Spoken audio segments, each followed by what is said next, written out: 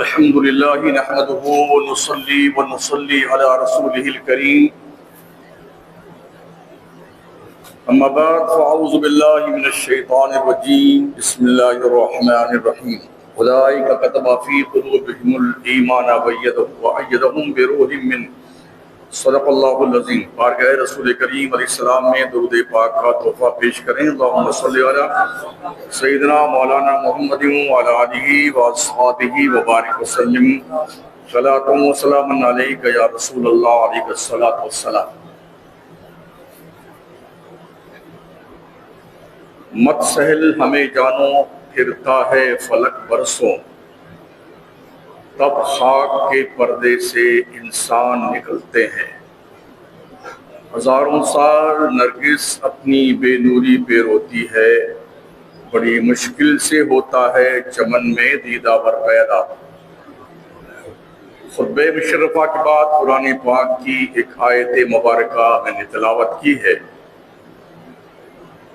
یہ وہ آیت مبارکہ ہے جس کے ذریعے سے امام اہل سنت سیدی سرکار اعلیٰ حضرت امام احمد رضا خان فاضل بریلوی رحمۃ اللہ تعالی علیہ نے اپنی سن ولادت کا استخراج فرمایا ہے۔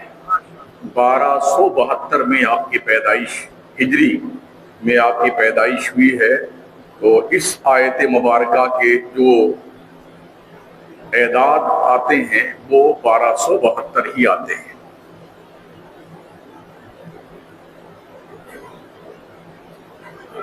اسی سفر المظفر کی 25 تاریخ کو دوپہر میں 2 بجے کے آس پاس امام اہل سنت سرکار اعلیٰ حضرت فاضل بریلوی رحمۃ اللہ تعالی علیہ کا عرس سراپا قدس دنیا کے نقشے پہ جہاں بھی اہل سنت و جماعت کے لوگ بستے ہیں منایا جا رہا ہے۔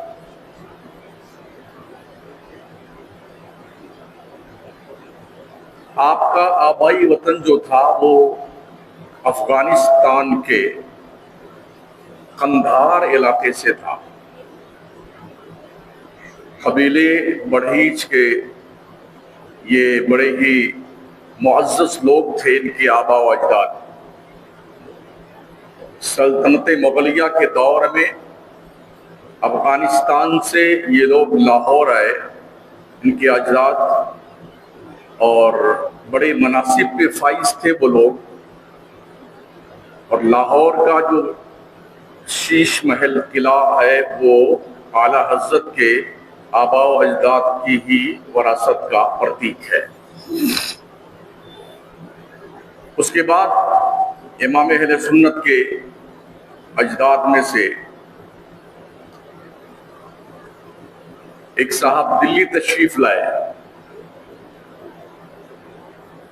اور آپ کا سلسلہ نسب یوں ہے: احمد رضا ابن نقی علی ابن رضا علی ابن کاظم علی ابن اعظم خان ابن سعادت ابن سید اللہ۔ یہ سید اللہ خان جو تھے وہ لاہور سے دلی آئے، اور روہیل کھنڈ کے علاقے میں مغلیہ سلطنت کی طرف سے بڑی ذمہ داری ان کو سونپی گئی، اور انہوں نے اسے بخوبی انجام دیا۔ تو اس بنیاد پر حکومت نے خوش ہو کر کے بریلی کے قرب و جوار کے درجنوں گاؤں ان کو وظیفے میں عطا فرمائے۔ اس کے بعد آپ کا خاندان وہاں آباد ہوا، اور وقت گزرتے گئے 10 شوال المکرم 1272 ہجری محلہ جسولی میں بریلی شریف کی سرزمین پر حضرت علامہ نقی علی خان رحمۃ اللہ تعالی علیہ کے گھر میں امام اہل سنت امام احمد رضا کی ولادت ہوئی۔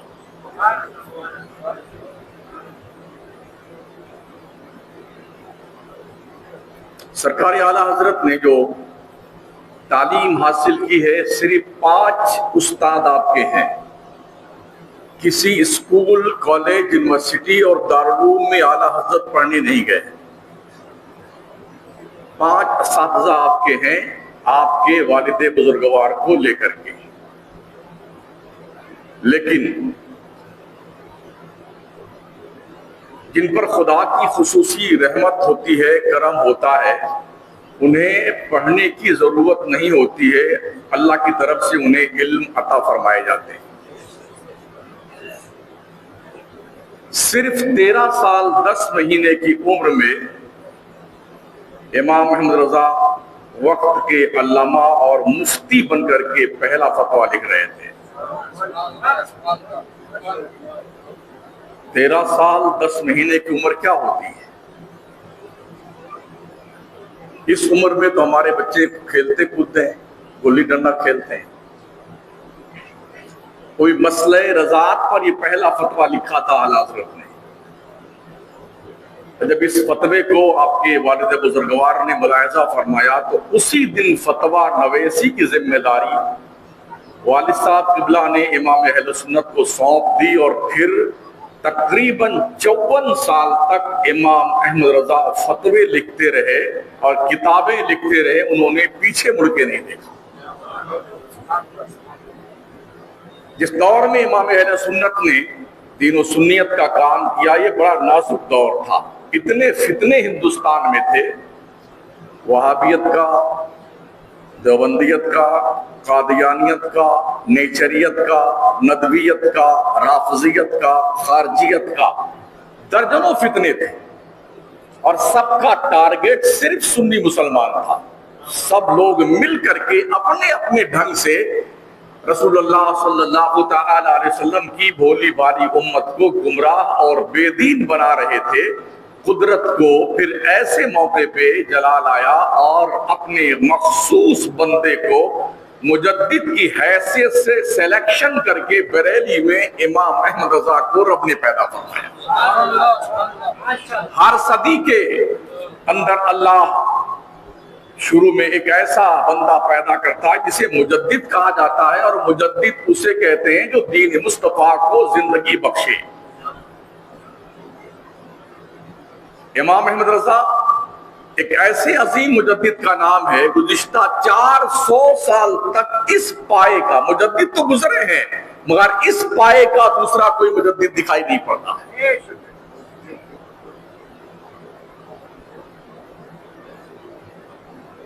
اور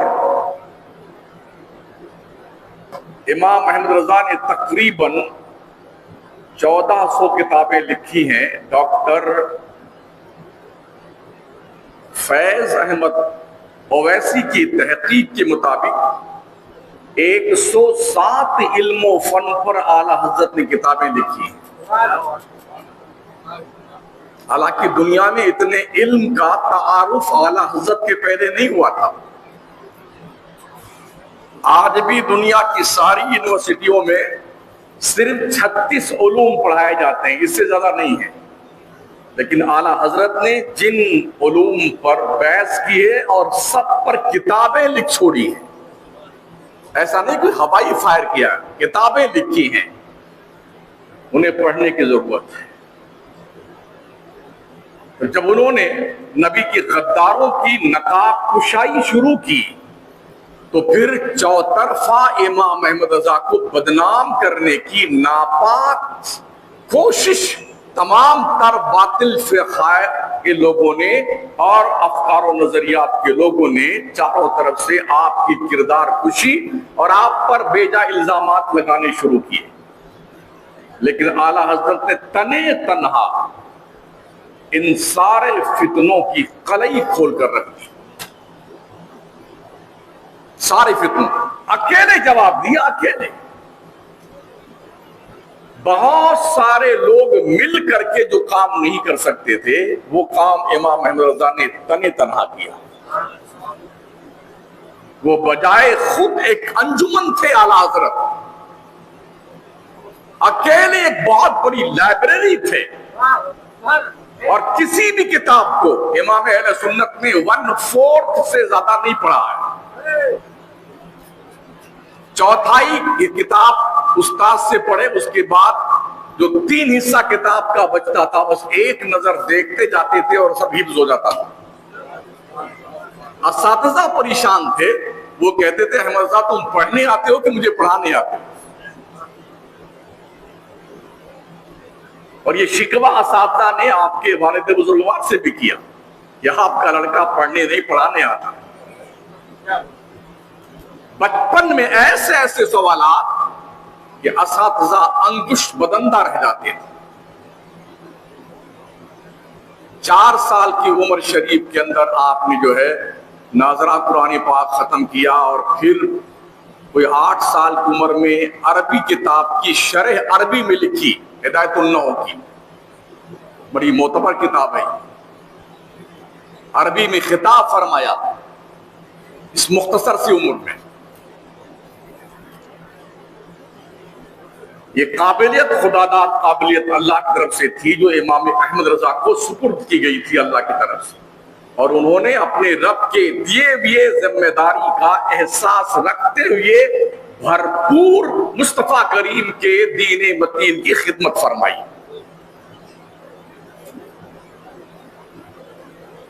ویسے بھی امام اہل سنت کو پڑھ کر سمجھنا بھی اتنا آسان کام نہیں ہے۔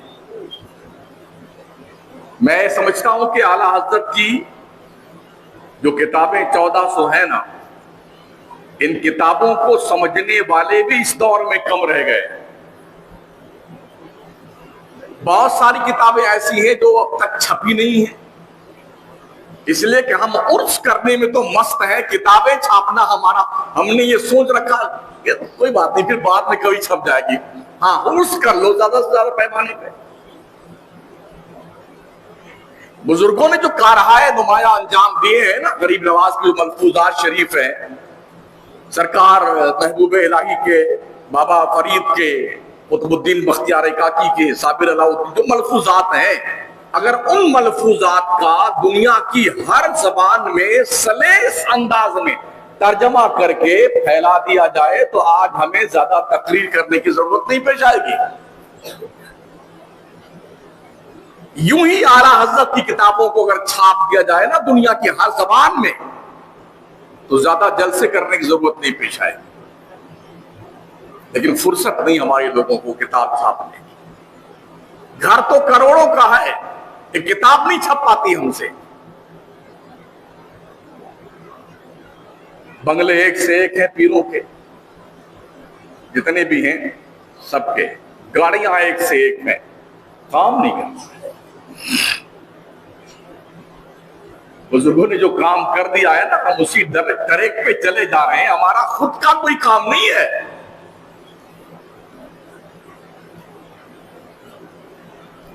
امام اہل سنت کی عمر شریف تقریباً 68 سال کی تھی، کل 68 سال۔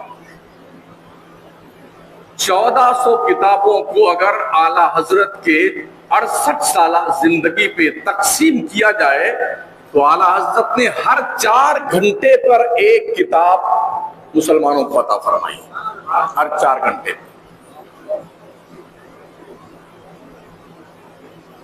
اکثر و بیشتر آپ کا وقت لکھنے میں گزرتا تھا، اور بڑھاپے میں جبکہ آپ کا اٹھنا بیٹھنا دشوار ہوتا تھا، اس وقت بھی اپنے کاشانِ اقدس سے جبکہ اٹھ بیٹھ نہیں پاتے تو کرسی پہ بیٹھتے تھے، 4 لوگ اٹھا کر کے مسجد رضا میں لے کے آتے تھے، اور اعلیٰ حضرت اخیر وقت تک جماعت کے ساتھ نماز پڑھنے کی آپ کی عادت مبارکہ تھی۔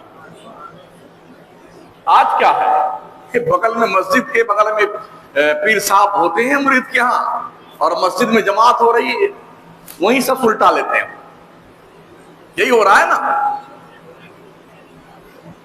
کب آئیں گے مسجد میں؟ کبھی کہیں کسی موقع مل گیا تقریر کرنے کا تو تقریر کرنے آ جائیں گے، یا نماز پڑھانے کے لیے کسی نے کہہ دیا تو بس ایک وقت ہی نماز پڑھانے آ جائیں گے، باقی سارا کام ہی ہوتا ہے۔ اور اعلیٰ حضرت گھر پر رہتے بھی اور سفر میں بھی باضابطہ نماز کا باجماعت اہتمام کیا کرتے تھے۔ ایسا کئی بار ہوا ہے کہ امام اہل سنت نے ٹرین آ گئی، پلیٹ فارم پہ جماعت کے لیے تکبیر پکاری گئی، امامت فرما رہے تھے، اطمینان سے نماز پڑھائی، اوراد و وظائف کیے، ٹرین آگے نہیں گزری ہے جی۔ جب اعلیٰ حضرت نماز سے پورے فارغ ہوئے نا اوراد وظائف سے، آ کر کے بیٹھے ٹرین میں، تب ٹرین چلی۔ بڑی کوشش کر لی ڈرائیور نے، انجینئر بلائے گئے، سیٹی پہ سیٹی دی جا رہی ہے، مگر ڈرائیور بھی ایک آدھ ایسے تھے وہ اتر کے آئے، کہا یہ سیٹی وٹی بند کر دو، مجھے ایسا لگتا ہے جب تک یہ بابا آئیں گے نہیں ٹرین میں تب تک ٹرین نہیں چلے گی۔ یہ حالت تھی۔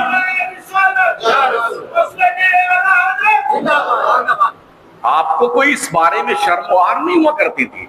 آپ جب حضور برہان ملت کے علاقے میں، جبل پور کے علاقے میں گئے تو وہاں پر آپ نے اذان بھی دی، اقامت بھی آپ نے ہی کہی اور جماعت بھی آپ نے کروائی۔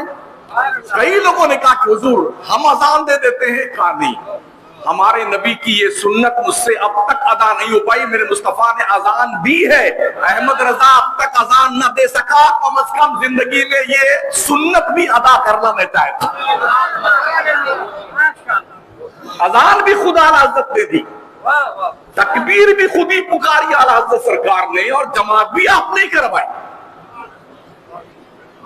اور اس سفر کے موقع پر بھی باضابطہ طور پر اعلی حضرت، آج تو لوگ مالداروں کا ہی ٹھہرتے ہیں نا، پہلے لوگ مالداروں کی بہت دور سے ان کی بس ٹھیک ہے غریبوں کے ہاں ٹھہرتے تھے۔ بہت سارے ہمارے غریب سنی جن کے گھر پیر صاحب نہیں گئے، مجھے پتا ہے، ذاتی طور پہ جانتا ہوں، اس لیے وہ دیوبندی بن گئے کہ پیر صاحب ان کے گھر نہیں گئے۔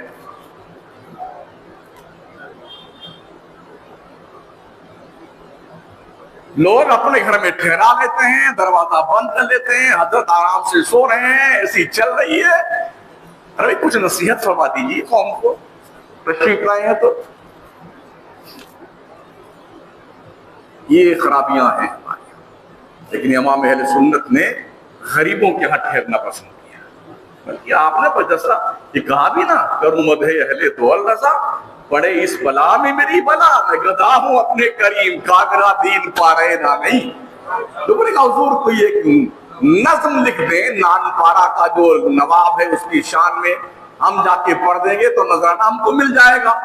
تو اعلیٰ حضرت نے بڑی پاکیزہ نعت لکھی، وہ کمال حسن حضور ہے کہ گمان نقص جہاں نہیں، یہی پھول خار سے دور ہے، یہی شمع ہے کہ دھواں نہیں، کروں مدح اہل دول رضا، پڑے اس بلا میں میری بلا، میں گدا ہوں اپنے کریم کا، میرا دین پارے نہ نہیں۔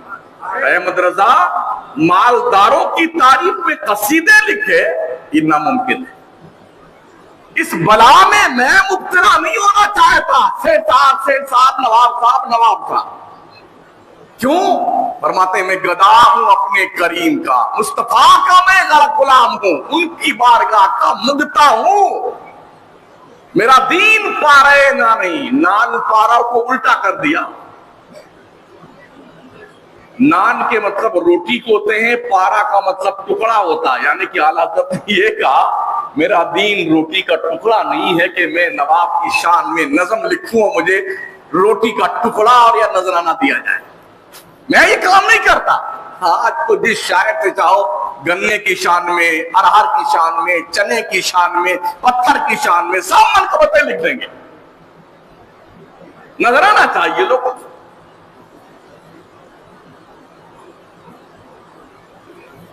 تو امام اہل سنت کے صرف 5 اساتذہ اکثر علوم و فنون آپ کو اللہ کی طرف سے وہابی طور پر عطا ہوئے، بڑے بڑے پروفیسر اس دور کے،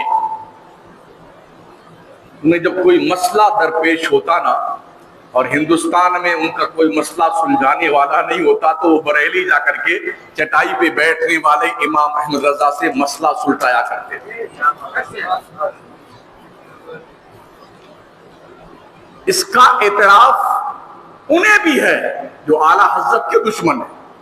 درجنوں وہابی، دیوبندی، مودودی کے اقوال آج بھی موجود ہیں، ہمارا اختلاف ان کے اپنی جگہ پر ہے، مگر ایسا ذہین، ایسا قابل عالم، ایسا عاشق رسول ہم نے کبھی نہیں دیکھا۔ یہ لوگوں کا اعتراف، یہاں تک کہا گیا کہ اگر امام احمد رضا امام اعظم ابو حنیفہ کے زمانے میں ہوتے تو امام اعظم کی آنکھیں احمد رضا کو دیکھ کے ٹھنڈی ہوتی اور احمد رضا کو اپنے شاگردوں میں شامل فرما لیتے. وہ قابلیت اللہ کریم نے سیدی سرکار اعلی حضرت کو عطا فرمائی تھی. جس فن پر اعلی حضرت نے قلم اٹھایا ہے نا اس فن کا حق ادا کیا ہے. کسی نے ایک سوال لکھا ہے تو اس سوال کا جواب اتنا لکھ دیا کہ پوری کتاب تیار ہو گئی. اور یہ بھی کمال کا یہ شرف حاصل تھا اعلی حضرت کو، بندے نے جس زبان میں سوال کیا اس زبان میں جواب دیا. عربی میں سوال آیا تو عربی میں جواب دیا ہے، پرشین میں سوال آیا تو پرشین میں جواب دیا ہے، اردو میں آیا ہے تو اردو میں جواب دیا ہے. سوال جس لینگویج میں کیا گیا اسی لینگویج میں اس کا جواب دیا حضرت. اور سب سے بڑا انعام ہم احناف کے اوپر اعلی حضرت کا وہ اسلامک انسائکلوپیڈیا جو فتاوی رضویہ کے تقریباً 12 ضخیم جلدوں کے ہزاروں صفحات پر بکھرے ہوئے فتاوی اعلی حضرت کے. ایک زبردست پروفیسر نے کہا کہ اگر امام احمد رضا پیدا نہ ہوتے تو حنفیت دم توڑ دیتی، حنفیت دم توڑ دیتی. تو اعلی حضرت سرکار نے فقہ حنفی کو باضابطہ طور پر انہوں نے وہ خدمت انجام دی ہے. اب سارے نو حنفیت کو زندہ کیا اعلی حضرت نے، ورنہ یہ الغار تو چاروں طرف سے تھی نا کہ حنفیت کا قلعہ کما کر دیا جائے. پیارے آقا صلی اللہ تعالی علیہ وسلم کی پیارے دیوانوں، دشمنوں نے بالکل اعتراف کیا ہے اور پھر مخالفت میں اتنے آگے نکل گئے لوگ کہ ہر طرح کا الزام اعلی حضرت پر تھوپ دیا. آپ تقابلی جائزہ لینا تو جتنے لوگ بھی پائے جاتے ہیں اس دور میں جب اعلی حضرت تھے، چاہے کتنا بڑا علامہ فہمہ کیوں نہ ہوتا، اعلی حضرت کے قد کے سامنے ہر شخص بونا دکھائی پڑتا تھا. علی میاں ندوی، اشرف علی تھانوی اور باضابطہ طور پر مرتضی حسین دربھنگی نے اپنی کتاب میں لکھا کہ اگر امام احمد رضا بریلوی علماء دیوبند کی عبارتوں کو جو انہوں نے دیکھا اور پڑھا اور جو انہوں نے سمجھا، اگر انہوں نے ان پر کفر کا فتویٰ نہ دیا ہوتا تو احمد رضا خود کافر ہو جاتے. یہ دیوبندی مولوی کر رہا ہے، لکھ رہا کتاب میرے پاس موجود ہے. اگر احمد رضا، اشرف علی تھانوی، رشید احمد گنگوئی، قاسم نانوتوی اور خلیل احمد نمبیٹوی ان پر کفر کا فتویٰ ان کی عبارتوں کو جو سمجھ کر دیا انہوں نے، اگر نہ دیتے تو وہ خود کافر ہو جاتے. اشرف علی تھانوی نے لکھا مولانا احمد رضا کا ہمارے دل میں بہت احترام ہے، انہوں نے مجھے کافر کہا، کوئی بات نہیں، اس لیے کہ عشق رسول کی بنیاد پر کہا ہے. مطلب یہ کہ یہ اشرف علی تھانوی کو بھی اعتراف ہے احمد رضا جیسا عاشق رسول کوئی اور نہیں ہے. اور لکھا انہوں نے اپنی کتاب میں تھانوی صاحب نے، اگر مجھے کبھی موقع ملتا تو میں امام احمد رضا کے پیچھے ان کی اقتداء میں نماز ضرور ادا کرتا. یہ دشمنوں کے جملے ہیں.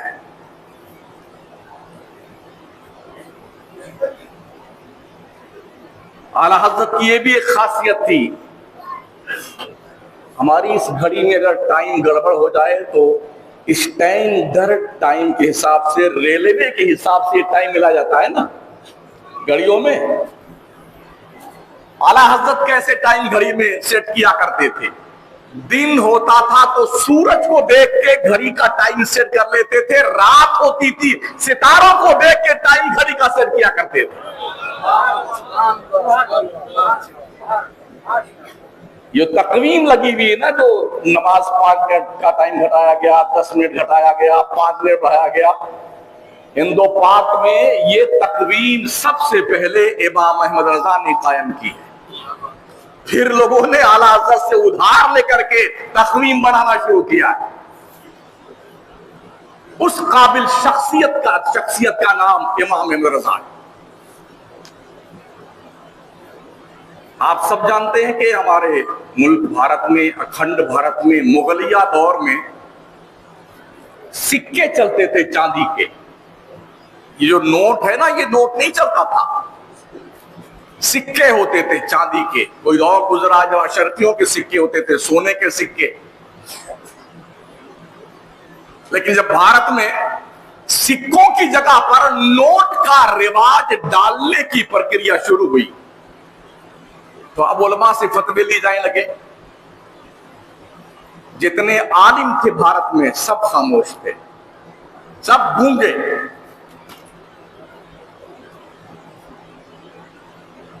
یہ صرف نوٹ ہی تو ہے کاغذ کا، اس کی ویلیو کیا ہے؟ گورنر کی مہر لگتی ہے اور وہ کیا کہتا، میں وچن دیتا ہوں یہ 10 روپے کا ادا کرنے کا میں وچن دیتا ہوں. یہ وچن ہی ایک باضابطہ طور پر ریفرنس ہے اس کا نوٹ ہونے کا. اگر یہ وچن ختم کر دیا جائے تو چاہے 1000 والا نوٹ ہو، چاہے مودی والا 500 والا یا 200 والا ہو، تو یہ کوڑے کباڑ کی طرح ہے. چاندی اگر جلا کر کے راکھ کر دی جائے تب بھی اس کی قیمت باقی رہتی. سونے کی اشرفی کا سکہ جلا کر کے راکھ بنا دیا جائے قیمت اس کی باقی رہے گی. اگر نوٹ کو جلا کر راکھ بنا دیا جائے تو قیمت باقی رہے گی. اس پر ساری زبانیں گونگ. امام احمد رضا فاضل بریلوی رضی اللہ تعالی عنہ وارضہ عنہ نے باضابطہ طور پر ایک کتاب لکھی، قفل الفقیہ الفاہم فی احکام قرطاس الدراہم. اور یہ جواب آپ نے سینکڑوں دلائل سے دیے. بلا شبہ نوٹ کا استعمال جائز ہے. آج بھی میں نے فتوے میرے پاس موجود ہیں دیوبندی مکتب فکر کے. کتاب میرے کمرے میں ہے کہ یہ جو نوٹ ہے نا، اس نوٹ سے اگر زکوٰۃ نکالی جائے تو زکوٰۃ ادا نہیں ہوگی. اب جتنے دیوبندی وہابی لوگ ہیں ان سے کہہ دیجئے، اپنے مولانا سے پوچھ لیجئے، آپ آج جو آپ روپے کی شکل میں زکوٰۃ نکالتے ہیں یہ زکوٰۃ ادا ہوتی کہ نہیں ہوتی ہے؟ اس لیے کہ آپ کے تھانوی جی نے لکھا ہے یہ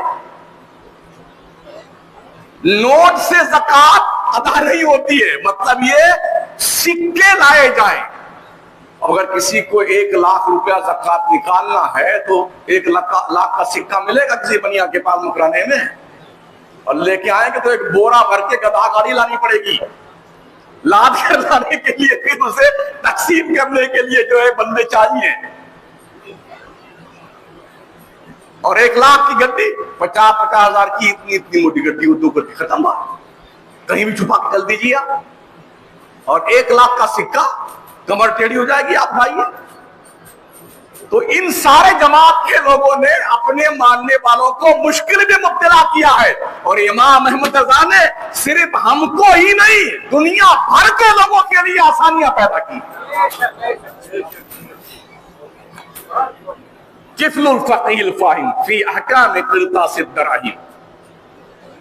ایسے ہی پوری دنیا کا سائنسداں اس بات پر متفق ہے، زمین حرکت کرتی ہے، زمین گردش کرتی ہے، زمین چلتی ہے. آج بھی سائنسداں پگلائے ہوئے ہیں. اعلیٰ حضرت نے باضابطہ طور پر اس پر کتابیں لکھی، فوز مبین در رد حرکت زمین، اور تقریباً 100 دلائل سائنس سے دے کر کے سائنسدانوں کا منہ بند کیا. زمین اپنی جگہ استھر ہے، چاند سورج ستارے یہ گردش کرتے ہیں. والشمس تجری لمستقر لها ذلك تقدير العزيز العليم والقمر قدرناه منازل حتى عاد كالعرجون القديم لا الشمس ينبغي لها ان تدرك القمر. یہ ہمت نہیں ہے سورج کی وہ چاند کو پکڑ لے، نہ چاند سورج کو پکڑ سکتا ہے. اپنے اپنے محور اور دائرے میں سب گھوم رہے ہیں اور گردش کر رہے ہیں. لوگ کہتے ہیں زمین گھوم رہی.